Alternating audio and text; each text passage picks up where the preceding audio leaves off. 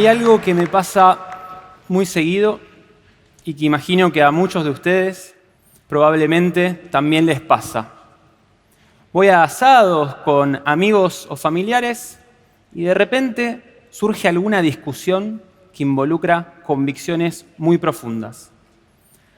Al principio la discusión surge en tono amable, pero con el correr de los minutos empiezan las chicanas, los argumentos tiradísimos de los pelos o el uso de datos muy engañosos porque pensamos a la discusión como una competencia en la que queremos ganar a toda costa y en la que nos cuesta un montón poner a prueba nuestras convicciones más profundas. Una de las personas con las que más veces discutí en mi vida es mi papá. Discutimos de todo, pero sobre todo de política y de economía. Y cuando yo recién empezaba la carrera de sociología, era cuando más discutíamos.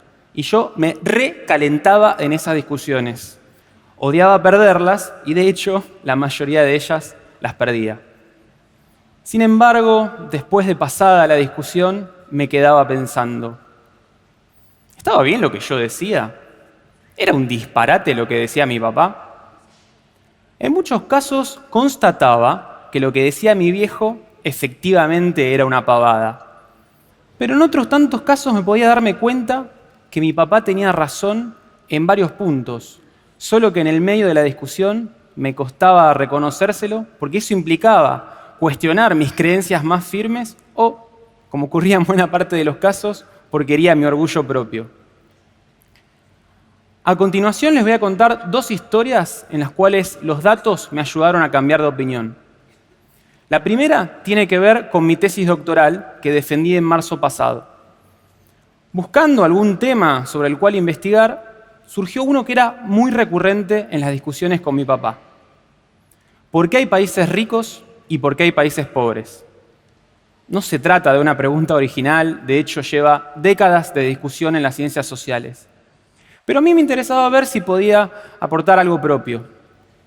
Mi idea original era que había una relación directa entre industrialización y desarrollo económico. De modo tal que todo país especializado en industria, es decir, que exporta productos industriales, necesariamente es un país desarrollado. Y a la inversa, mi idea era que todo país especializado en recursos naturales, es decir, que exporta materias primas, necesariamente es un país subdesarrollado. Bueno, me puse a buscar datos y encontré un montón. Y los volqué en este gráfico. Fíjense, arriba van a aparecer los países especializados en industria, que exportan productos industriales. Y abajo van a aparecer los países especializados en recursos naturales. Veamos qué pasa con los países desarrollados. No puse a todos para simplificar. Fíjense, la mayoría está arriba del gráfico. Es decir, exporta productos industriales. ¿Quiénes están ahí? Está Estados Unidos, está Japón, Alemania, Corea, Francia. Sin embargo, hay tres países que son muy desarrollados y que están en la parte de abajo del gráfico y exportan mayormente recursos naturales. ¿Quiénes son? Australia, Noruega y Nueva Zelanda. Veamos ahora qué pasa con los países en vías de desarrollo. Y de alguna manera pasa lo contrario. Tenemos a la mayoría de los países en vías de desarrollo que está abajo del gráfico, es decir, está especializado en recursos naturales. Ahí tenemos a Argentina, los países sudamericanos, los países africanos o los de Oriente Medio, por ejemplo. Sin embargo, hay un puñado de países en vías de desarrollo que está en la parte de arriba del gráfico, que exporta productos industriales, como México, Tailandia, Filipinas o China. Entonces, tras el contacto con los datos, mi idea original tenía que ser cuanto menos matizada. Ahora, ¿podría ser que no hubiera un mejor común denominador del desarrollo económico? Bueno, seguí jugando con los datos y encontré que lo que yo llamo el índice de capacidades tecnológicas de los países, es decir, los gastos en investigación y desarrollo como porcentaje del PBI que tiene cada país y las patentes per cápita que tiene cada país, al parecer correlaciona un poco mejor con el desarrollo económico que si exportan recursos naturales o industria. Ahora tenemos un eje horizontal, de modo tal que en la derecha del gráfico tenemos a los países con altas capacidades tecnológicas. Y a la izquierda del gráfico tenemos a los países con bajas capacidades tecnológicas.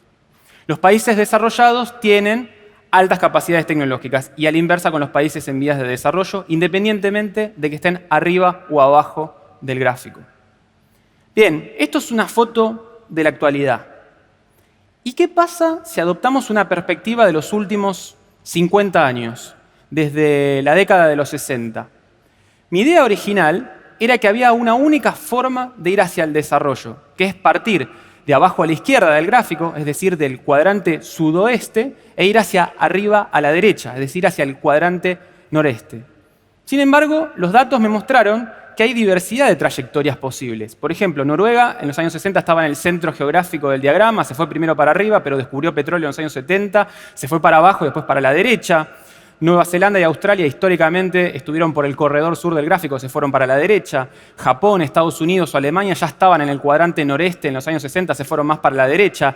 México arrancó en el cuadrante sudoeste, se fue para arriba a la izquierda y se quedó ahí entrampado. Corea hizo un recorrido espectacular partiendo del cuadrante sudoeste y hoy está en el cuadrante noreste. China está haciendo algo parecido a lo que hizo Corea con que unos 20 años de rezago. Fíjense, hay alguien... ¿Qué pasó? Se tomó todo el Malbec y se quedó deambulando como un borracho. ¿Quién es? Argentina.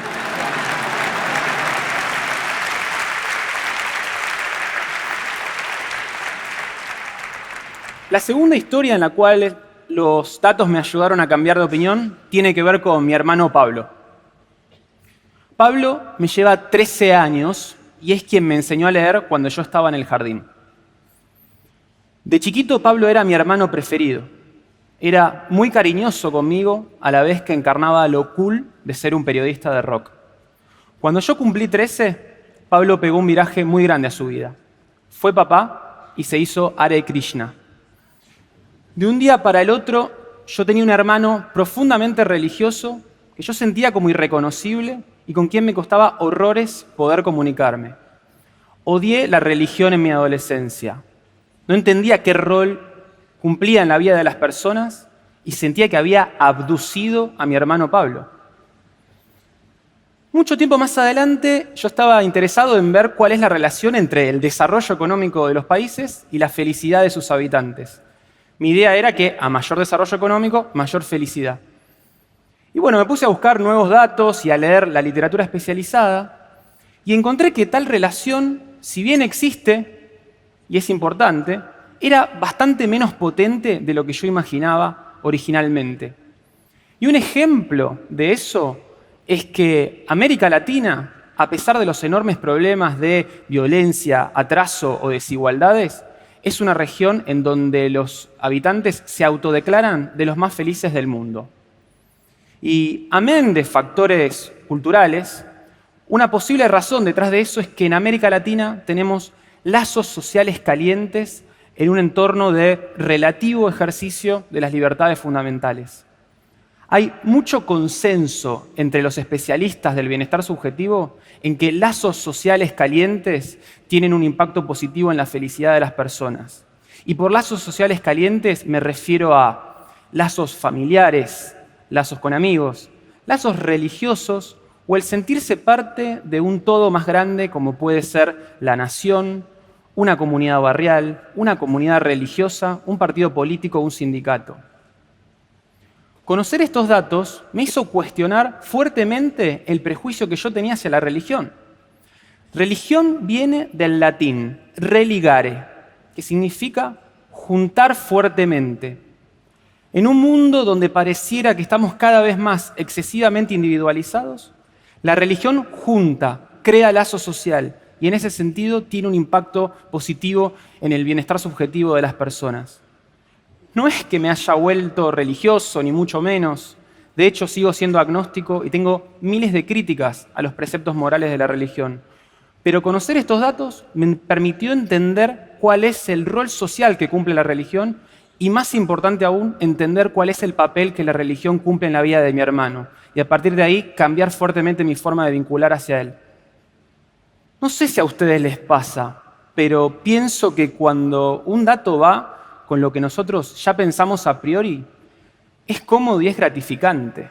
Es como decir, vieron, yo tenía razón. Y si el dato nos desafía, ¿qué pasa?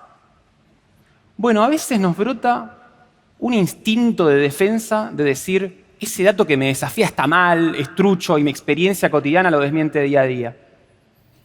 Está claro que puede haber datos truchos o con serios problemas metodológicos, pero concluir eso sin antes analizar en detalle el dato nos encierra sobre nosotros mismos y nos impide cualquier aprendizaje. Otra cosa que suele ocurrir muchas veces cuando discutimos con datos es que torturamos a los datos hasta que confiesen lo que nosotros querramos que confiesen. Es decir, barremos debajo de la alfombra la parte del dato que no nos gusta y sí realzamos la parte del dato que nos gusta. Mi propuesta es más sencilla. Tratemos de ser más honestos con los datos y con nosotros mismos.